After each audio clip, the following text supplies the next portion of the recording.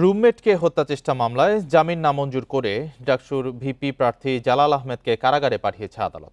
বুধবার দুপুরে তাকে ঢাকার চিফ মেট্রোপলিটন ম্যাজিস্ট্রেট আদালতে হাজির করে পুলিশ। তদন্ত শেষ না হওয়া পর্যন্ত জালালকে আটক রাখার আবেদন করেন এসআই আসাদুল ইসলাম। অপরদিকে জালালের আইনজীবী জামিন আবেদন করেন। মামলার এজাহারে বলা হয়েছে, মঙ্গলবার রাতে রাষ্ট্রবিজ্ঞান বিভাগের শিক্ষার্থী রবিউলের সাথে টেলিভিশন অ্যান্ড ফিল্ম বিভাগের শিক্ষার্থী জালালের কথা কাটাকাটি হয়। এক পর্যায়ে রবিউলকে আঘাতের চেষ্টা করেন জালাল। এ ঘটনায় হলের প্রাধ্যক্ষ অধ্যাপক মোহাম্মদ সিরাজুল ইসলাম শাহবাগ থানায় মামলা দায়ের করেন।